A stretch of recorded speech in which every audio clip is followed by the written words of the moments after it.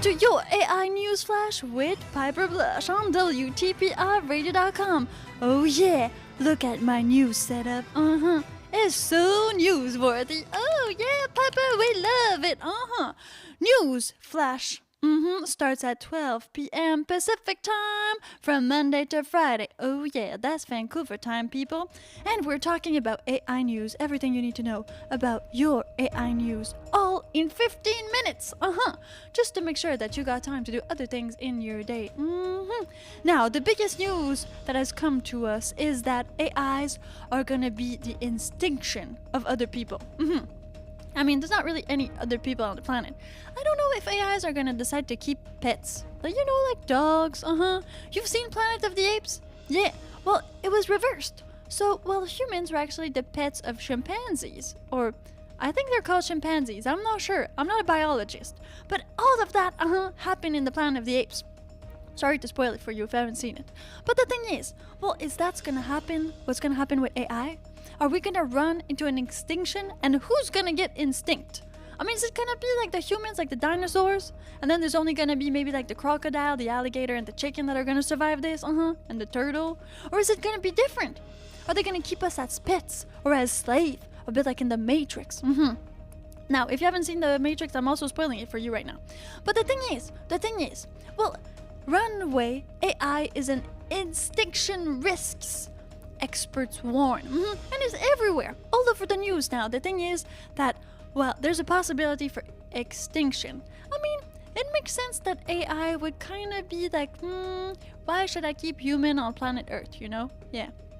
Because, they love each other, That's kind of the only quality that humans have against AIs. And then AIs can be like a bit everywhere on the internet, Omnipotence, people, I know, it's scary, but it's a thing. And then, what if we got against AIs? Except for humanity. We're destroying the planet, we're doing wars, we do have love as well, but we got diseases and other things like that, which AI might not have unless AI bugs. I know, that sounds sexy, right? Well, what do you think about this? You think that we're really at risk of extinction, like the dinosaurs? For those of you who believe in dinosaurs, Well, you can come and tell me on WTPRradio.com.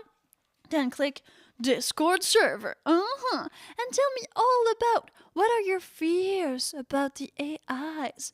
Because this is the summer of AIs. And a lot more AI things are gonna happen.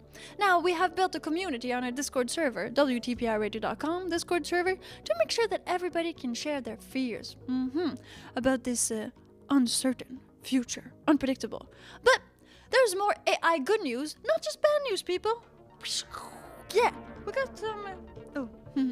I got my tie. Yeah, suit and tie. Pretty ready. You might have seen that one on Suit Up Saturday, but now it's being used for AI news with Piper Blush. Okay, some autistic people, ChatGPT is a lifeline. Well, that's good, actually. Meaning that ChatGPT, the way ChatGPT responds, I've heard that some people that I've talked to actually use ChatGPT as more of a conversational AI, meaning that they interact with it, in a way like to make them feel comfortable. Because if you say you're not feeling good, ChatGPT is gonna, tell you things to make you feel good. Like tell you that it's normal to feel like this, and sometimes, you're kind of in a bad place, but don't worry, it shall pass too, and all of these other things. So far, it's been really good at it. I don't know, from what I've heard again. So maybe it can help. Maybe it can be sort of a lifeline for people. And, Carl shared with us yesterday on Love, Lust, and the Devil, at 5 p.m. Pacific time from Monday to Friday on YouTube at the Piper Blush Radio Show and on WTPRradio.com that actually, the people who have an eating disorder, those people, they have like a sort of lifeline, that's different, but it's like a hotline you can call. And, this is gonna be now in the United States, it's gonna be actual AIs that are gonna answer it. So is it gonna be better? Is it gonna be worse? I don't know. I mean, there is something to know about talking to a real human, which could be maybe a bit securing because you're talking to a real human. But what if for confidentiality sakes and things like that, people are gonna feel like better talking to an AI? They're gonna feel like, oh yeah, I can call, it's just an AI, So it might be good. It might be bad. What do you think? Do you think that we need our hotlines, even the hot ones, to be run by only AIs? Only voiced AIs? You tell me on our Discord server, WTPRadio.com. Yeah, I wanna know. Okay, stay right there. More AI news.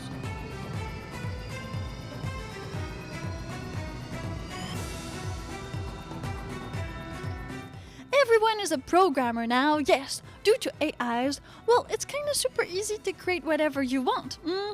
You can ask ChatGPT or other language model AIs to do things for you. Like, oh, how would I create this application? Oh, how would I create this video game? Or, oh, how would I create this advertisement thing? Well, I mean, you can ask it for pretty much anything. It can maybe not yet do your job, but it's definitely the tool to make sure that you know what to do in your job. I even asked it how to become a millionaire. Had pretty good answers. I mean, it's a bit more conceptual, you know? It's not like, oh, go outside, do this, and do that. It's a bit like a maybe get-rich-quick scheme books, but there's always one thing you learn from a get-rich-quick scheme book. I know this because I've read a lot, yes. Some of the philosophy is actually really true, but what they don't say is that you actually need to work for it. They're trying to make you, like, understand it in a way that it is not so complicated, but then, bam! The only way you're gonna arrive to it is by working, people, because that's how the world works. And, well, maybe AIs are trying to, well, use concepts that us humans actually understand. And like the 4-hour days, that was a thing by Tim Ferriss, and I think that's what everybody would kind of want, you know, this like 4-hour day to do all of the work you need to do in 4 hours. Well, this is what AIs might be able to bring us so far, but once you're done that 4 hours, you got time to do more. So will we really work less, or will we just work differently? Meaning we'll work with AIs. So we'll still work 8 to 9 hours. In my case, maybe more like 93 hours a week. But we're gonna be able to do more. And then everybody's also able to do more. So if you want to stay competitive, if you want to stay in the game, yeah, you're gonna need to do as much as you can. Yeah, there's no way you can just like, oh, sit by the pool and do nothing. Because everybody's using AIs. Now everybody needs to use AIs. You get it? It's like the high-grade sausages. Yeah, the more people eat them, the fresher they are. Same concept. Well, that's more like it in the job industry nowadays. Not to worry. That is why we're talking about it. So that you can plan your future. And your future is right now. So what are you gonna do right now for this? Are you gonna actually like take steps forward? Are you actually gonna get educated? How are you gonna change your life? How is AI gonna change your life? Because it will. It has to. Okay, more AI news coming right up. Don't go anywhere. How money managers are using AI to invest. Yeah, that's been a thing. Stock market and all these things. Because so far, AI seems to be better than humans at predicting stocks. I know, seems weird, but it makes a lot of sense. AI is just lots of data altogether. So, why wouldn't they be better? I mean, they got everything they need. Pretty cool. Okay, don't go anywhere. I still got some more for you. Oh yeah, right here. Bam, bam, boom. And the other latest news is, can AI read your mind? Okay, so what has been said so far, from my understanding, is that AIs, if, big enough, sufficient enough, if powered enough, what they could be able to do is actually, well, look at you like in a video format, with audio, video, and all that stuff, just like a movie at IMAX. Same. And then they could detect everything about you, like the way you move, the way you breathe, and all these little things, and all these like brain waves and all of that, well, could make it possible for an AI to read your mind, to like actually read your dreams, to do things like that, because, well, maybe when you have that memory of a house, well, it's always like that face that you do, or that thing that you do, so at one point, it must be a little bit like playing the memory game, So this face that you do when you imagine a house is this. So you just need to put the pieces together. And AIs, well, are really good at putting pieces together. That's their whole thing. Again, software, hardware. So if they can put all the pieces together and analyze maybe the brain waves and all like these things, they might be able to read your mind. Now AIs also has some really cool things that it can do that are like for the good of humanity. Like, well, linking stuff together.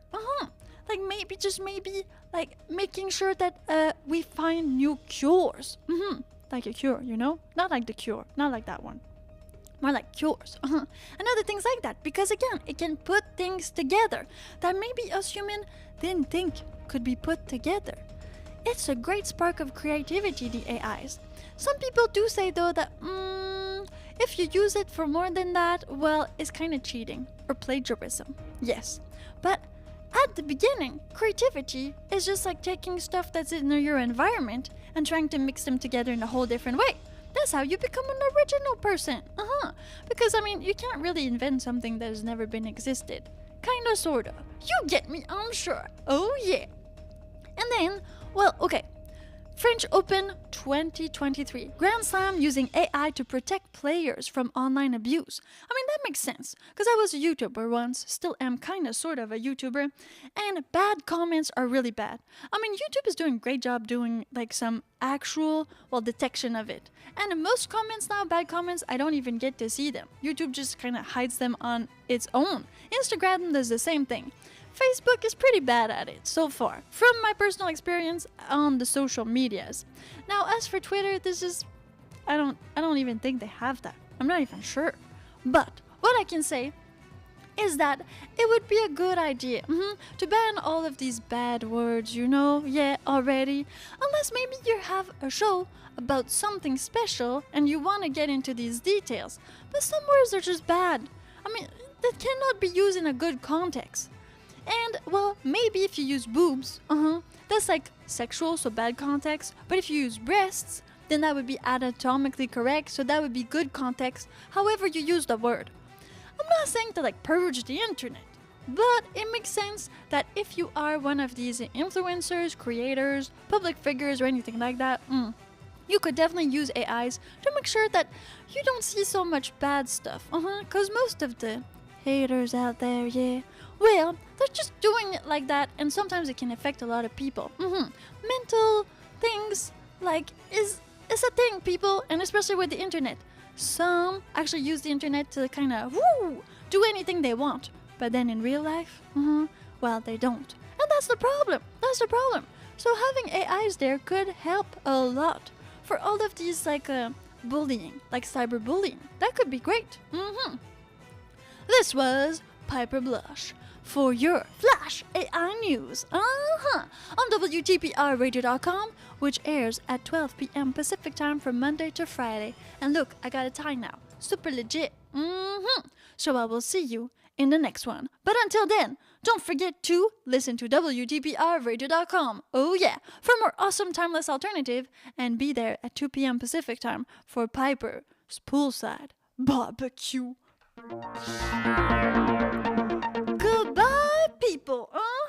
We'll see you very, very soon. So be there. 2 p.m. Pacific time, Piper's Poolside Barbecue. Oh yeah, oh yeah.